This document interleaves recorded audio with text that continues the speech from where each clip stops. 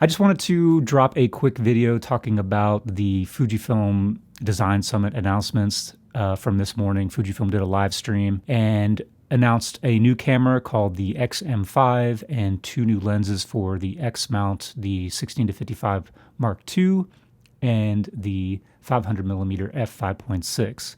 So I want to just briefly talk about these three items and whether they are interesting or of interest to whom. Of course, I did not get early access to any of these. I'm just a scrub YouTube DWAD, but I'd like to try out the 16-55 f2.8 Mark II and also the 500mm. But before we get to those, let's talk about the XM5. So I had no idea what this was going to be. I'd seen some rumors that there was going to be a new camera with a new sensor technology, maybe a 1-inch sensor or something like that.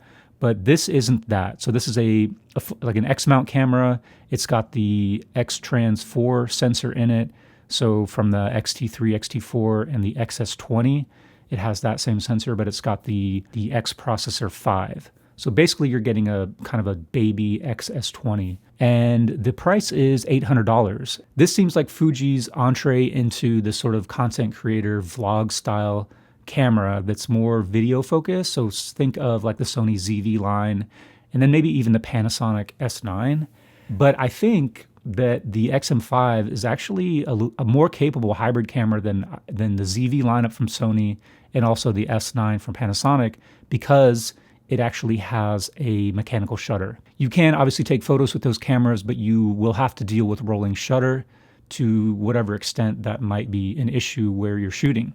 But that's not an issue with the XM5. So again, feels like a more complete camera than competition. In addition to the mechanical shutter, the XM5 also has front and rear command dials, which might not sound like a big deal, but again, it just makes it a more capable photo camera in comparison to the ZV. That is equally useful for video in addition to photography, and those command dials are also pressable buttons, so it gives you more assignable functions. Speaking in particular about the ZV-E10 Mark II, the XM5 and that camera don't have in-body image stabilization. Both have electronic image stabilization.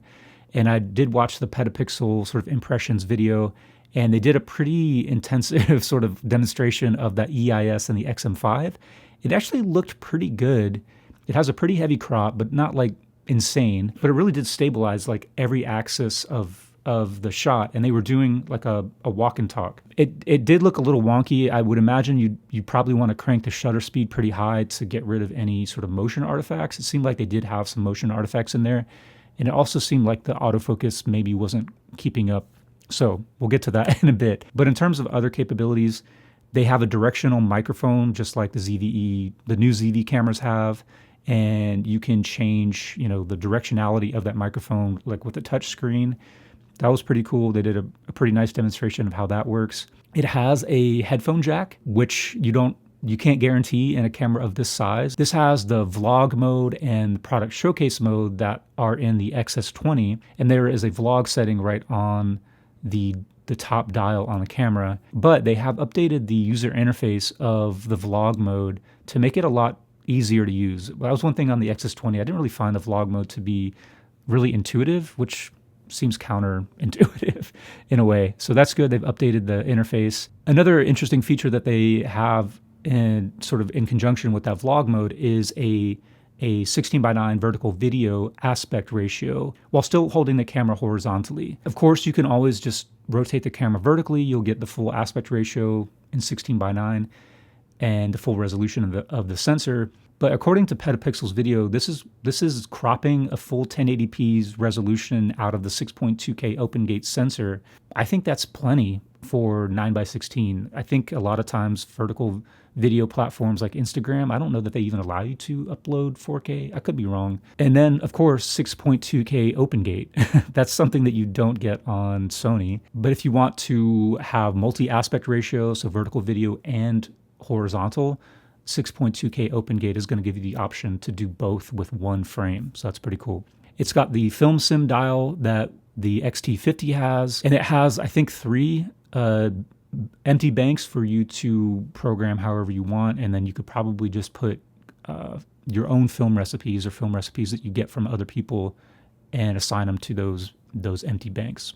I don't know that they talked about live streaming, but I would imagine it, since it has the same processor as the XS20 and all the new cameras, that it would probably have the same USB live streaming capabilities. And Fujifilm is right up there with Sony in terms of live streaming capabilities out of USB. So that's pretty cool.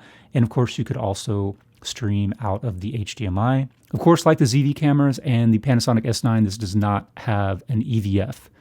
And the rear LCD screen isn't great. It doesn't have a ton of resolution. It's not very big. So that is a downside. It also only has a UHS 1 card slot, which is weird. I don't know why they would limit that. I guess it's just maybe the price of it. I don't know what kind of limitations that's going to put on the camera in terms of recording capabilities. They did say it can do 6.2K OpenGate 10-bit 422, but I guess your bit rates will be limited, but I think that the quality is going to be plenty good for most people. Overall, I think the limitations are reasonable given the size and the price point of the camera. The biggest limitation I think that people are going to have to wrestle with is going to be the autofocus. If you weren't already invested in either system, if you didn't have other camera bodies or other lenses, and you were trying to decide which to go for video, I would just have a hard time recommending Fujifilm over Sony. If you are going to be a more hybrid shooter that prioritizes photography to a large degree, I think that the argument definitely starts tilting in Fujifilm's favor, but it really just depends on your use case. All right, so let's move on to those lenses. And let's start with the 500mm. I think it's going to be the one that fewer people are interested in. This seems like a direct copy or just sort of rebadge or rebrand of the GF500mm f5.6 that came out earlier this year. I wasn't paying super close attention to the technical presentation at this point. They were featuring that GF lens quite heavily, but I don't remember them doing sort of a side-by-side, like here's the GF lens and here's the XF lens. I know that the XF lens is white and the GF lens is black, but I didn't see like a size comparison. But I wouldn't be surprised if this is like the same lens, but just rehoused, rebadged, whatever, for the X mount, which isn't necessarily a bad thing, but it seems like it could have been different. It could have been smaller, lighter, or had a faster aperture or something if it had been designed from the ground up for the X mount. In terms of the positive, this is a 500mm prime lens, so it's going to be super sharp. They did say that the GF 500mm is like their sharpest lens that they've ever made. And if it is the same lens, I can only imagine that if you have like glass elements that can cover digital medium format and you're using it on an APS-C camera, you're basically cropping into like a pretty small chunk of that image circle, and probably the sharpest point of the image circle, the center. So this is going to be an insanely sharp lens. But for the GFX cameras, like this lens makes a ton of sense. There's really nothing else like it for digital medium format. There's nothing like that telephoto. So it really filled the hole in the lineup. But in terms of APS-C on the X mount, we already have the 150 to 600, and say at 500mm, f5.6, this lens at 500mm is f7.1. So it's not even a full stop brighter on the prime lens. So it's going to have to be much smaller, lighter, and optically like way better, I think, to justify the extra costs. It is only $3,000 versus $2,000. But that's still $1,000 more. And you're also obviously lacking the versatility of the zoom lens. I think on the long end, 500 versus 600, I mean, you can easily crop that. And I think what would be interesting is to compare 500mm f5.6 versus 500 f7.1. That would be one obvious comparison. But I think another interesting comparison would be that lens, 500mm f5.6, cropped in to match 600mm on this lens. So at 600mm, the widest or the fastest you can get the aperture is f8.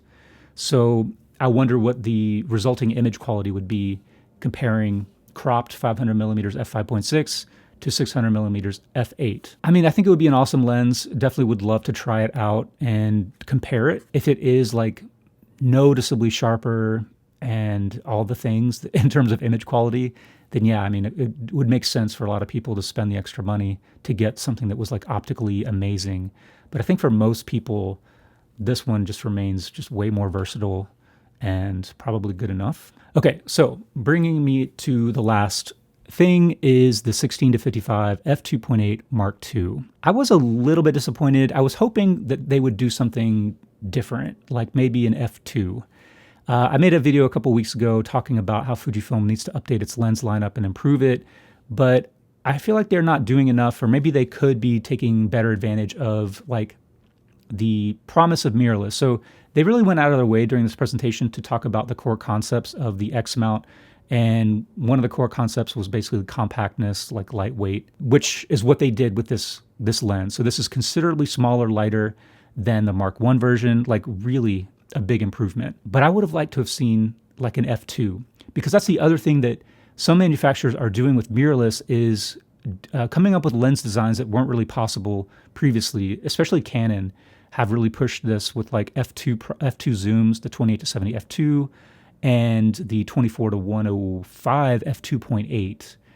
Those were lenses that just didn't really exist before. And also the 10-20 f4, which is an insane zoom range for a full frame lens. Of course, if they had done that 16-55 f2, it would have been big, it would have been heavy, it would have been expensive. So I get it. They sort of went the traditional route and just made a smaller, lighter, more compact, and hopefully optically superior version of the original lens. Another reason that I was just hoping for something different from the 16-55, like an f2, is that I typically find like a 24-70 standard zoom to be a little bit uninspiring. Like it's a really useful lens. It covers a lot of common focal lengths. You got 24, 28, 35, 50, and then something a little bit on the telephoto end.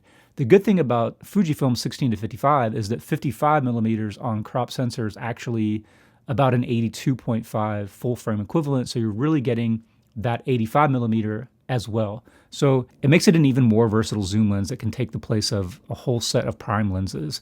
So even though you would think like $1,100, $1,200, that's expensive for any one lens, the fact that this can be a 24, 28, 35, 50, and an 85 millimeter makes it a much better deal. And if it had been an f2, it makes it an even more like realistic or one-to-one replacement for a set of prime lenses. In addition to the weight savings and hopefully the improved optical design, they did add some things that haven't been available on Fuji's lenses before, or they've added one thing, and that is a declicking aperture ring. So this is big, especially in terms of video, because it means that you can have an aperture change or an exposure change in a shot without having visible clicks or audible clicks in your audio, but also visible exposure stepping in the video. However, they did say that it's going to require a firmware update for existing cameras to be able to have a smooth exposure change. So if you don't update your firmware, it basically means you could have a lens that can turn smoothly, but the video will actually record discrete steps. They said that has very little to no focus breathing, so that's really cool, but I don't remember them saying anything about it being parfocal. And they also didn't touch on whether it will have any exposure changes when you zoom, which is something that Fuji's lenses have had problems with in the past. So even though it has some of their lenses like this one, the Mark I, and their power zoom lens are constant apertures, some copies of the lens or maybe some firmwares of certain cameras, you would still see exposure changes while zooming. So hopefully that won't be an issue this time with this lens from the get-go. So in terms of availability, sometime in November, these are all available for pre-order right now, which will coincide with updated firmware for the XH2, XH2S. I would really love to be able to try out the 16-55 Mark II with the updated autofocusing firmware and just see where we are with Fujifilm at that point. Overall, good stuff from Fujifilm, but of course there are a lot of questions that people need to have answered when it comes to autofocus, and I guess that'll be the sort of like refrain that gets repeated over and over and over again until it's not relevant anymore. Okay, thanks for watching. See you later.